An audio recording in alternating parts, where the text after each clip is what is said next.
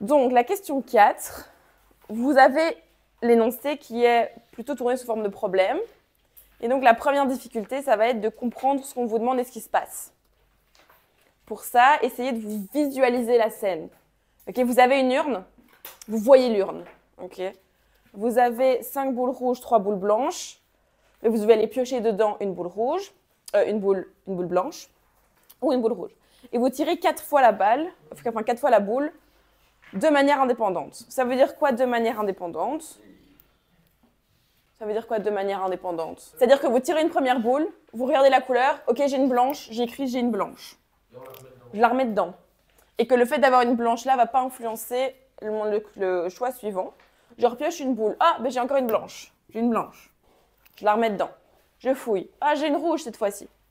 Etc. etc. Ok? Ici, ce qu'on vous demande, et que vous savez que vous allez tirer 4 fois la boule.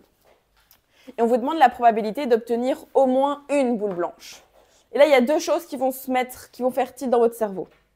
Première chose, on tire une boule, on a une deuxième, on a une troisième, on a une quatrième, donc on a une succession. Que veut dire succession? Arbre. On a une succession, donc on a un arbre. Donc vous allez faire l'arbre. Sauf que, deuxième chose qui doit venir dans votre esprit maintenant, on vous dit au moins une boule blanche. Au moins un. Avec un arbre qui va faire 4 étages, vous allez vraiment pleurer. Donc qu'est-ce qu'on va faire plutôt? On va utiliser le complémentaire.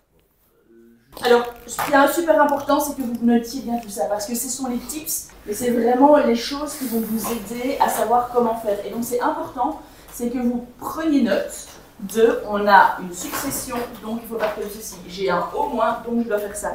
Parce que sinon, ça reste flou. Donc, on a A qui est obtenir au moins une boule blanche. On a dit qu'on allait calculer au moins une boule blanche quand on a plusieurs étages d'un arbre. Faire le au moins, c'est pas évident. Donc, qu'est-ce qu'on va faire? On va faire le complémentaire. C'est quoi le complémentaire d'avoir au moins une boule blanche? C'est pas avoir une blanche. Aucune boule blanche. Là, il y a une remarque à faire. C'est que si dans votre arbre, vous avez mis BR, comme ça, pour dire soit on a une boule blanche, soit on a une boule rouge, vous devez préciser BR ce que c'est. Donc B. Et vous ne pouvez pas réutiliser ces lettres. Donc B, c'est tirer une boule blanche. Et donc, vous ne pouvez pas mettre B pour au moins une boule blanche. Ce n'est pas la même chose. Okay, mais si tu n'as pas appelé ça B, alors tu peux mettre B là. Mais vos lettres, elles sont en usage unique. Une lettre, un événement. Est-ce que ça va, ça? Oui. Tu peux faire l'arbre complet, mais sur 4 étages, ça va être, tu vois que c'est vachement pas très lisible. Oui. Ce qu'on va faire, c'est qu'on va utiliser le complémentaire. Et c'est quoi le complémentaire? C'est aucune boule blanche. Aucune boule blanche, ça veut dire que du rouge. Donc, on va faire que les branches rouges, en fait. Rouge, rouge, rouge, rouge. Et vous avez combien de boules blanches et combien de boules rouges? 3 boules blanches et 5 boules rouges. Ça veut dire que ma probabilité d'avoir une boule blanche, c'est 3 sur 8 et une boule rouge, c'est 5 sur 8. Ensuite, j'ai déjà tiré une boule rouge. Je dois tirer une deuxième boule. Vu qu'on est indépendant, on remet à chaque fois la boule dedans. Les probabilités sont les mêmes. Est-ce que vous êtes d'accord? Oui. 3 huitièmes, 5. Parce que ça va vraiment vous aider de voir, vraiment, c'est concrètement. Vous voyez vos sur devant vous, vous avez ces boules. Et hop, à chaque fois, on va retirer. Et la question, c'est est-ce que vous remettez la boule dans l'urne et donc ça n'a aucune influence, ou est-ce que chaque fois, vous avez retiré une boule et donc, en fait, imaginez vraiment concrètement ce que ça fait. Ça va vraiment vous aider. Ça fait moins 1, quoi, à chaque fois. Ouais, si tu la remets, ouais, ça veut dire que tu seras toujours sur 8, tandis que sinon, forcément, ça va chaque fois diminuer. Mais en fait, je pense que si vous voyez concrètement le fait, et vous allez avoir le geste. Je prends ça ou je prends ça. Est-ce que je fais ça ou je fais ça? Et ça, ce sont chaque fois vos branches de vos arbres. Vous voyez? C'est hyper concret en fait. Dans cet énoncé, pour savoir le faire correctement pour l'énoncé, en fait, qu'est-ce que vous allez fluorer d'important dans la question? Le nombre de boules. Donc 5 boules rouges, 3 boules blanches. Qu'est-ce qui est assez important? Non, parce que ça c'est juste le fait de se dire que tu ne peux pas les toucher pour influencer. 4 fois cette expérience, on répète. 4 fois, effectivement, vous avez donc 4 fois. Combien d'étages vous allez avoir à votre arbre? Donc 4. 4 étages. De manière indépendante. C'est indépendant. Et qu'est-ce qui est important? On la remet à chaque fois. On remet à chaque fois. D'accord? Donc ça, vous allez devoir fluorer 5 boules rouges, 3 boules blanches. Et la... 4 fois. Et la question. On remet la boule, et puis bien sûr, vous avez votre question. Au moins une boule blanche, ça veut dire la probabilité de aucune boule blanche, 1 moins aucune boule blanche. Est-ce que c'est clair pour tous? Oui.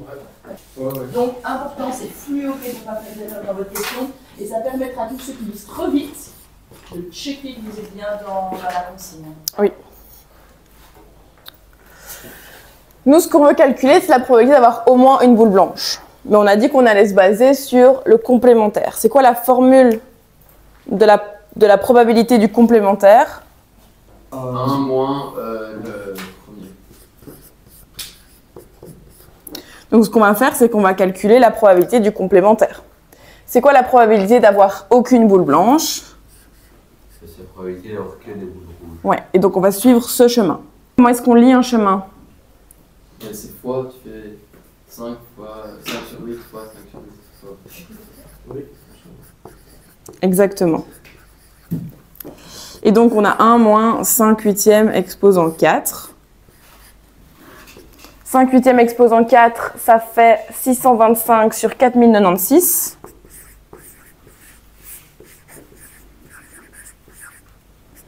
On a 1 moins une fraction, donc on met tout sur le même dénominateur.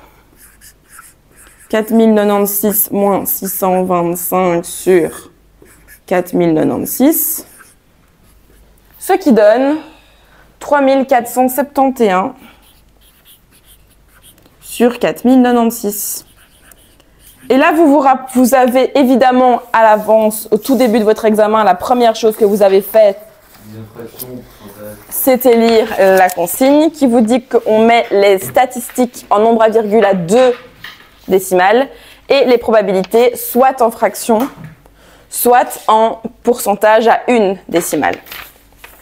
Donc, vous pouvez soit le laisser en fraction, soit l'écrire en pourcentage 84,7. Et donc, ce que vous devez faire avant de commencer l'examen des maths, c'est quoi? Réviser. Quand vous êtes là, lire les consignes, fluorer les consignes. Parce que vous avez vu, hein, en fonction d'un examen à l'autre, une fois c'est une décimale qui demande, une fois c'est 2 décimales qui demandent, une fois il faut mettre en pourcentage, une fois on peut laisser en fraction. Et il y a peut-être d'autres trucs qui Parfois c'est les deux, parfois vous avez des consignes que pour proba, parfois vous avez des consignes pour proba et pour stat, qui sont en plus pas les mêmes. Ça c'était vraiment et donc, typique jury. Important. Alors si vous avez des consignes différentes pour stat et pour proba, le conseil que je vous donne, vous avez des fluos de 2 couleurs différentes, et pour stat, vous fluorez d'une couleur les consignes, et pour proba, vous fluorez d'une autre couleur les consignes. Ça va vous permettre de vous concentrer et ensuite, par après, de ne plus perdre de temps à aller rechercher les choses. C'est clair pour tous? C'est vraiment des tips, sachant que la plupart du temps en maths, on perd ses points à cause des consignes. Pour le dernier calcul, Ouais. 125, oui. Sur la calculette, je fais exactement ça et ça me donnera le même résultat.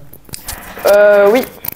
Mais ça va te donner directement les pourcentages, sauf si tu as une calculatrice qui te laisse les choses en fraction aussi. Ouais, il me les laisse en fraction. Alors oui, ça va donner ça. Ça va peut-être même te simplifier la fraction. C'est 625 moins 4096. Voilà. Ici? Non, juste Oula. en fait. 4096 moins 625. En fait, le 1, comme tu as une soustraction de fraction, tu dois mettre sur le même dénominateur pour pouvoir les comparer. Et 1, mais c'est une tarte que tu coupes en 4096 morceaux et tu prends les 4096 morceaux pour avoir la tarte complète. Donc 4096 sur 4096. Ok?